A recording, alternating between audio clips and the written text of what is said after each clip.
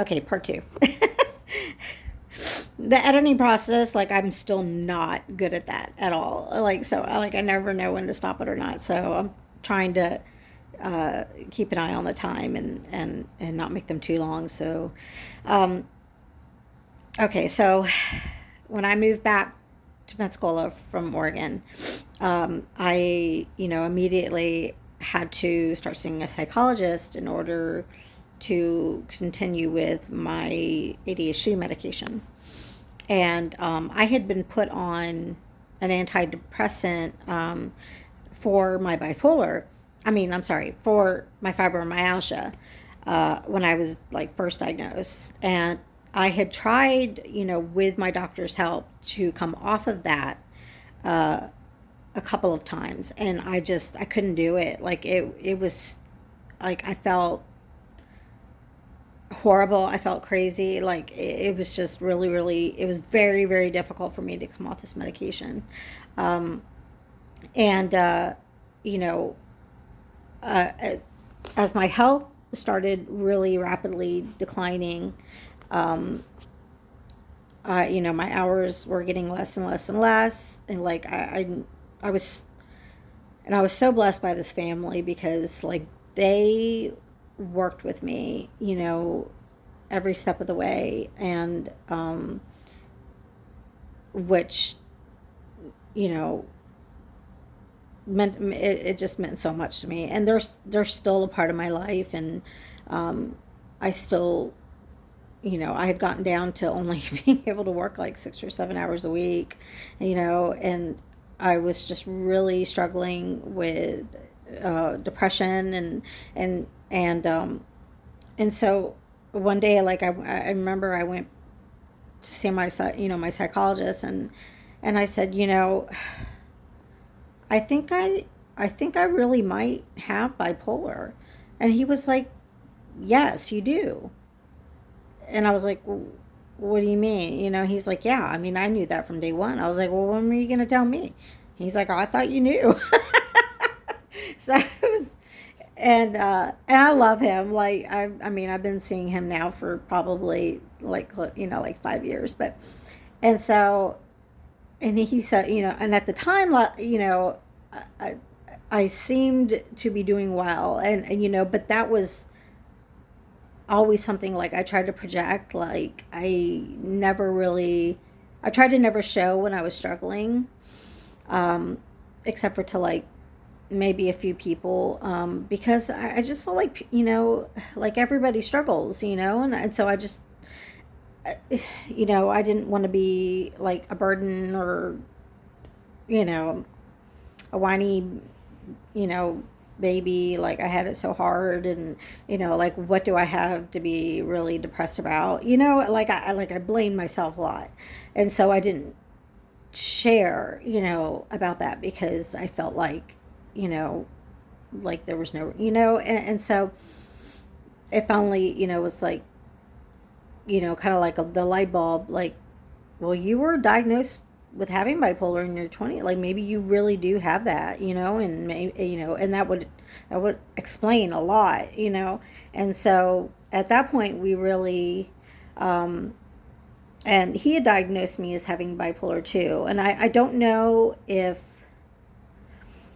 just getting older, made a difference, and I kind of touched on this in the first videos, but uh, and the fact that like, I didn't, I wasn't a partier, like I didn't, but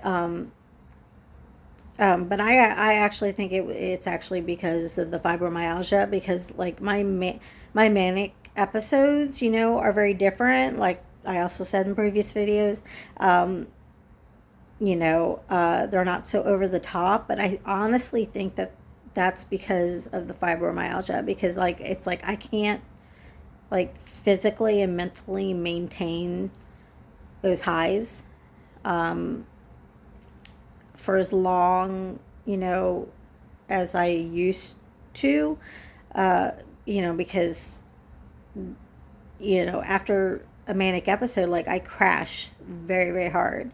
And most people do, but I think it's worse because of the fact that I do have fibromyalgia, because depression brings pain, physical pain and fatigue. Fibromyalgia brings physical pain and fatigue, and so like having those two things, you know, has affected my bipolar, like how my bipolar, I guess, functions or whatever. I don't know the technical word for that, and this is just, again, my opinion. Although my psychologist did agree with me, because we talked about this.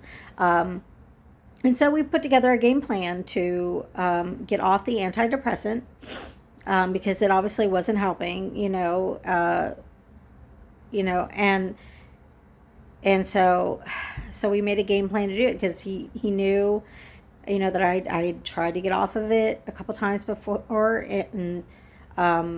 and I really struggled with it. And so we decided, we were going to go as slow as possible, or as slow as I needed to go. And I believe it took me almost a year to get uh, off of this medication. And so, I've now been off of the antidepressant for about, I think, close to 2 months, maybe.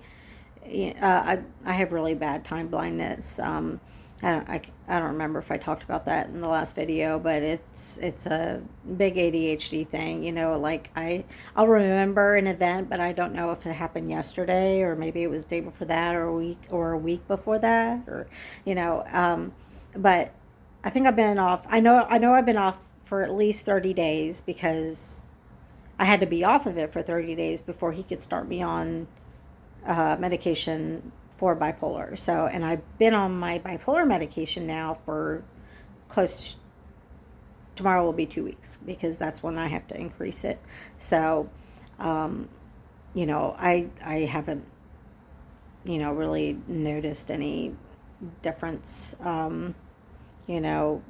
or anything yet, but we shall see. And, hopefully that'll help, but and I wanted to touch on this because it's something I feel really strongly about. And and I talked about it a little bit earlier about how there's kind of like this stigma within the church body surrounding mental health issues. It was something that I really struggled with, and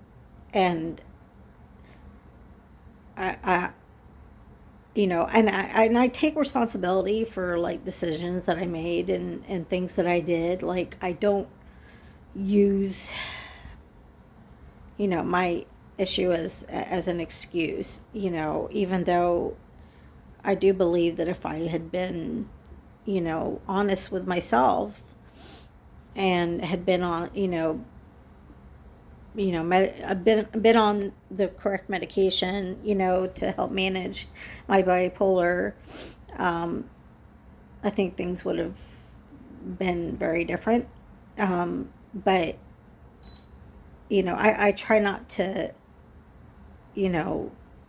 stay in this place of regret, because there's just no point, I mean, what's done is done. And I have tried and am continuing to try to make it right. But I wanted to just speak to those who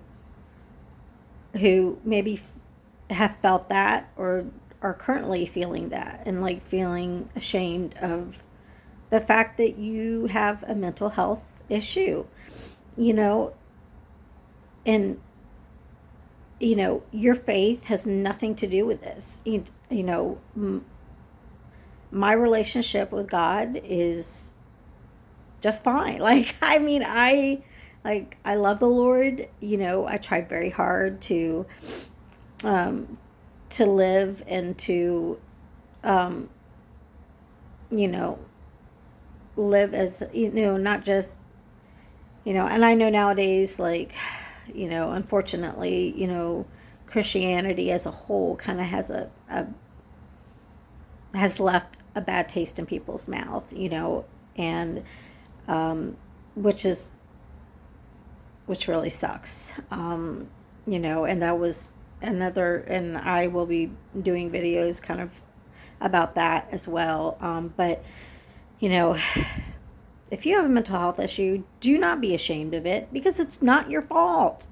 I mean, it's a chemical imbalance. Like it has, you know, uh, you can't you can't just pray it away. I mean, God obviously can and has healed people of many things.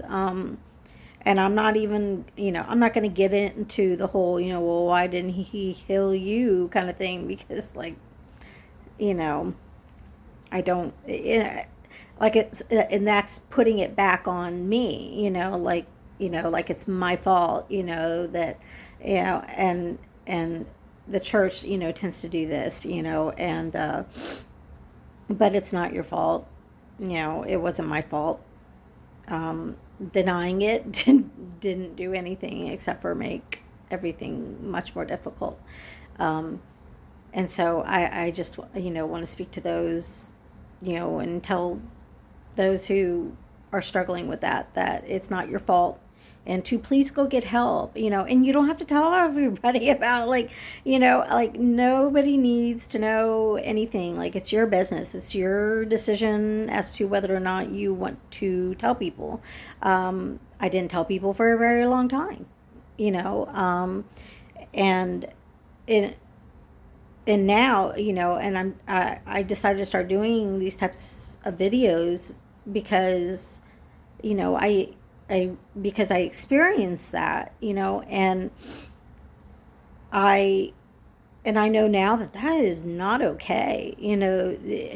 That mentality that, you're not allowed to, like, have problems or something, or you're not allowed to have mental health issues, and that just don't believe that lie, that you have these issues because you're not praying hard enough or you don't have enough faith, because that's all a bunch of crap. I'm just gonna say it. It's all a bunch of crap. So, you know, uh, take care of yourself. You know, if you feel like something's wrong, trust yourself. Uh, you know, and go and talk to a medical professional. Don't. So hopefully this brought a little bit more clarity, as far as to, like, my experiences with living with bipolar. I mean, obviously there's no cure for this. There's, many different treatment options. Same as having ADHD, or same as having fibromyalgia. um, there's no cure. There's just treatment.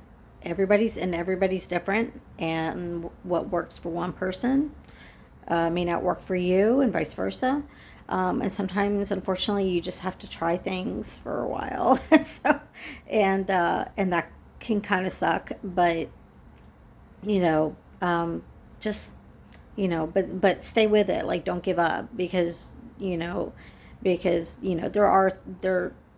you do deserve to be happy, and and to have a somewhat normal life. You just have to be aware of, these things, and again, never use them as excuses, but give yourself a break, you know and so, okay, well, I love you guys, and just I'll be putting out more videos about a number of different topics. I think the next one I'm gonna do is probably gonna focus more on some of what I feel like are major issues, in the church, within the church body.